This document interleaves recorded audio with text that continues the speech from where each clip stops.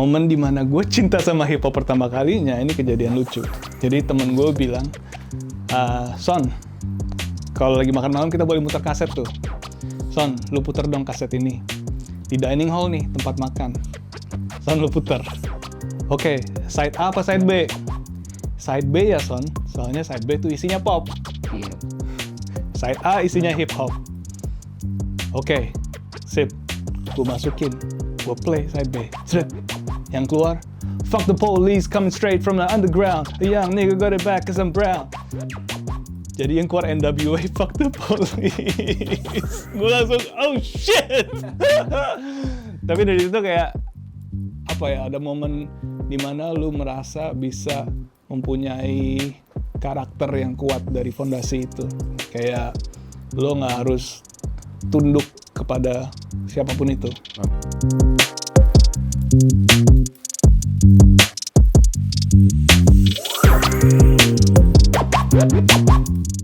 Kenapa Cirebon yang gue pilih? Karena sebetulnya di sini ada jejak keluarga gue. Sebetulnya memang keluarga bukan dari Cirebon, tapi memang ada ayah gue memulai bisnis di sini.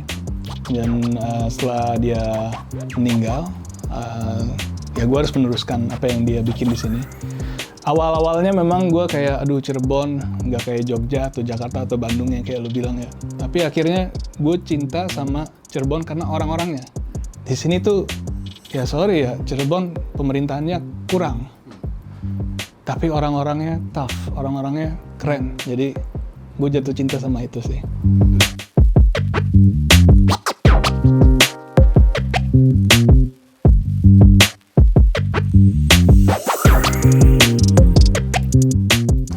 Apa yang titik awal gue membuat musik itu biasanya melodi.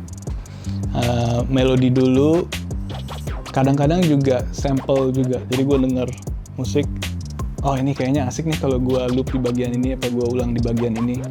Tapi sekarang tuh udah berbeda banget kayak zaman dulu. Kita masih bisa nge-loop dan nge-chop dan masih bisa ngumpetin. Jadi lu nggak tahu sampelnya dari mana tuh. Tapi zaman sekarang udah canggih banget, AI-nya tahu lu nge-sample mana. Jadi sekarang gue lebih milih untuk melodi dulu sih.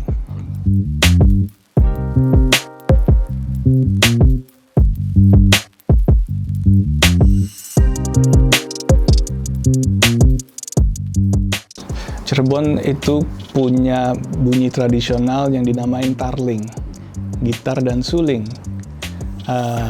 Sebetulnya gue belum pernah ngulik banget karena semua musik yang gue dengerin dari tarling tuh nggak clear, bukan nggak clear untuk sampling ya, maksudnya nggak jernih untuk gue sample gitu. Dan mungkin belum dapat referensi yang terlalu banyak juga di musik tarling itu, tapi dari vokal-vokalnya aja yang jadinya gue sampling, bukan dari beatnya. Udah pernah sih.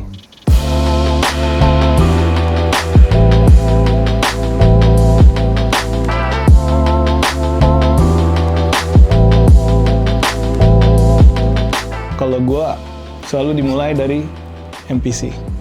Mau itu MPC 3000, 2000, apa MPC live, asal gue ada MPC itu udah enak.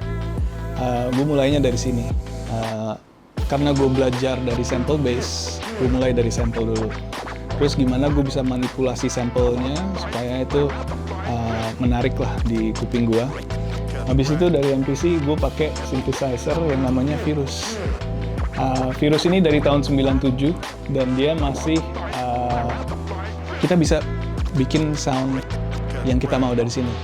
Jadi sound lo bakal berbeda sama produser lain.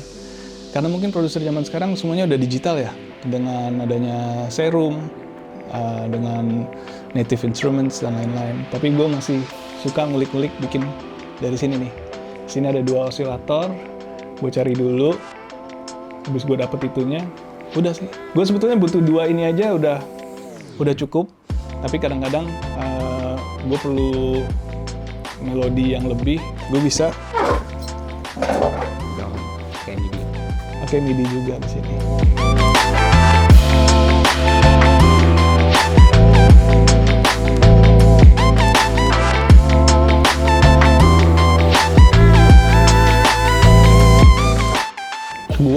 menyesuaikan. Kalau gue mau nge-produce orang, pertama gue menyesuaikan diri gue dulu nih. Ini orang tuh sukanya kayak gimana sih? Dia bikin liriknya kayak gimana? Terus gue sebisa mungkin nggak mengikut campur flow dia. Biarin dia dulu merekam apa yang dia suka. Habis itu gue bakal kasih ide, coba deh kalau misalnya begini, enak nggak menurut lo? Kalau enak kita keep yang ini, kalau nggak ya udah kita yang ke situ aja. Kalau kita ngomongin tentang dominan, itu lebih ke, man, ayo ini udah take ke-30. Kayak, what the fuck you doing? Come on bro.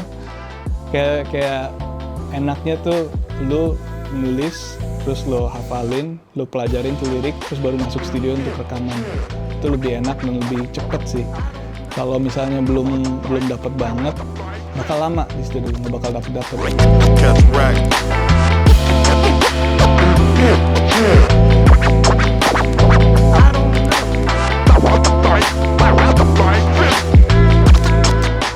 Yang membedakan kepuasan gua saat produksi, saat produksi kita bisa bikin beat,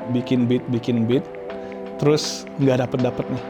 Kayak, aduh ini dari tadi gue nggak dapet, keluar dulu, break dulu 5-10 menit, pas balik, terus kita main, terus dapet melodinya kayak pas banget, itu pasti kerasa.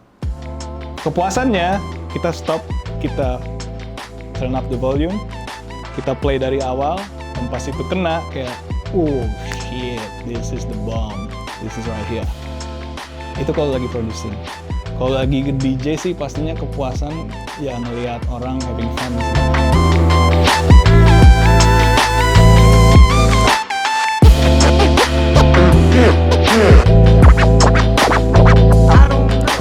Elemen yang paling penting buat DJ hip hop yang sering dilupakan sekarang, kreativitas.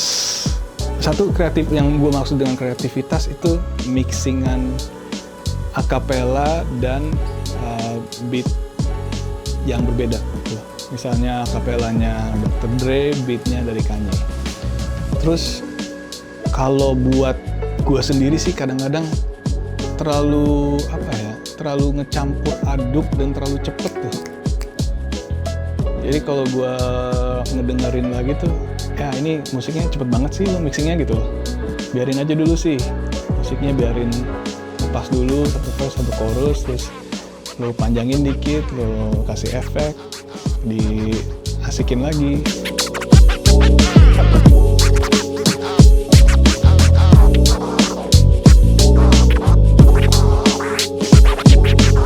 Kalau pesan memang lewat beat, itu bakal nggak bisa kesampaian. Kalau beat itu kita ngirim emosi. Yang bisa lo kirim lewat beat, lewat musik, tanpa lirik itu pasti emosinya, bukan pesannya. Jadi kalau beatnya mellow dan sedih, pasti lo bakal merasakan sedih. Kalau dia happy, pasti lo bakal merasakan happy.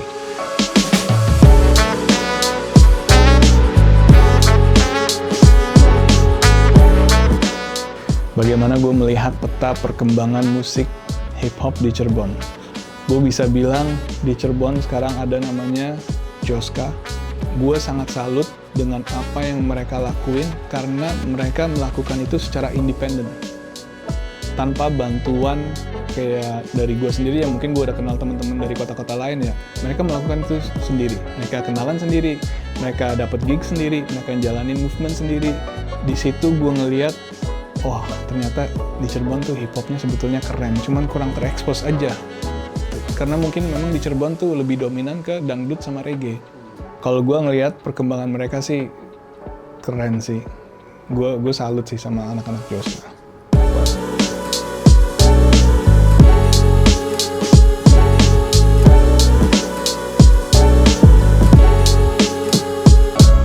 Pesen gue buat anak-anak muda di Cirebon yang mau jadi DJ atau produser tanpa alat, yang satu pasti lu punya mimpi dan lu harus kejar mimpi lu.